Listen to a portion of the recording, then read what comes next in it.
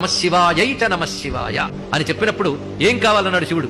అంటే ఈ సృష్టిని ఎలా విస్తరింపజేయాలో నాకు తెలియట్లేదు, నువ్వే సృష్టి చేయకూడదా అని అడిగాడు. ఇక్కడ నన్ను సృష్టి చేయమంటావా? సరే చేస్తానన్నాడు శివుడు. శివుడు సంకల్పించుకోగానే శివుడి నుంచి సృష్టి బయలుదేరింది. ఎలాంటి సృష్టి బయలుదేరిందంటే వచ్చిన వాళ్ళందరూ శివుడిలాగే ఉన్నారు. ఇది ఆశ్చర్యకరం. అందరూ చంద్రలేఖలు ధరించున్నారు, అందరికీ 3 కళ్ళు, అందరూ భస్మధారణ చేసుకున్నారు, అందరూ త్రిశూలములు ధరించారు. ఇలాంటి వాళ్ళు కోట్ల కొలది వస్తున్నారు శివుడి నుంచి, సూర్యుడి నుంచి కిరణాలు వచ్చినట్లుగా. బ్రహ్మదేవుడికి బెంబేలెత్తిపోయారు. స్వామి ఏమిటిది? ఆ రూపాలు ఎలా ఉన్నాయంటే నిన్న ఒక శ్లోకం చెప్పుకున్నాం, ఆపాతాళ నభస్థలాంత భువన బ్రహ్మాండమా విస్ఫుర జ్యోతి. అది లింగం వర్ణన. ఆ స్వరూపాలు చూస్తుంటే బ్రహ్మాండ వ్యాప్త దేహా భసిత హిమరుచా భసమానా భుజంగై కంఠే కాలా కపర్దా కలిత శశికళా చండ కోదండ హస్తా త్రియక్షా రుద్రాక్షమాలా సలలిత వపుష శాంభవా మృత్యుభేదా రుద్రా శ్రీ రుద్ర సూక్త ప్రకటిత విభవా న ప్రయచ్చంతు సౌఖ్యం అని వేదమాత వర్ణిస్తోంది. ఇక్కడ వచ్చిన వాళ్ళు ఎంతమంది అంటే లెక్కలేనంత మంది. ఈ స్వరూపాలు అప్పుడు సృష్టింపబడే బ్రహ్మాండాలన్నీ నిండిపోతున్నాయి వీళ్ళ స్వరూపాలతో.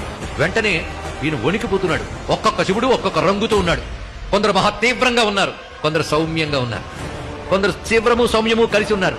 అప్పుడు బ్రహ్మదేవుడు ఉన్నాడు, ఈ సృష్టి నేను అడగలేదయ్యా బాబు. నేను అడిగిన సృష్టి ఏమిటంటే సుఖ దుఃఖాలు అనుభవించేటువంటి జీవుల్ని సృష్టి చేయమన్నాను గాని నువ్వు నిన్నే సృష్టి చేసుకున్నావు. ఇవి ఈశ్వరులు, వీరు జీవులు కారు. వీళ్ళని అడగలేదు అంటే అప్పుడు శివుడు అన్నాడు, ఏమిటి సుఖ దుఃఖాలు అనుభవించే వాళ్ళు నేను సృష్టి చేయాలా? నేను ఎవ్వడికి దుఃఖం ఇవ్వనయ్యా. సుఖము దుఃఖము లేని ఆనందం ఇస్తాను, అది నా లక్షణం. అదే సుఖ దుఃఖాలు ఇచ్చే జీవులు నేను సృష్టి చేయలేను, నేను నన్నే సృష్టి చేసుకుంటాను. కనుక దుఃఖాన్ని ఇచ్చేవాడిని కాదు, నేను దుఃఖాన్ని పోగొట్టేవాడిని.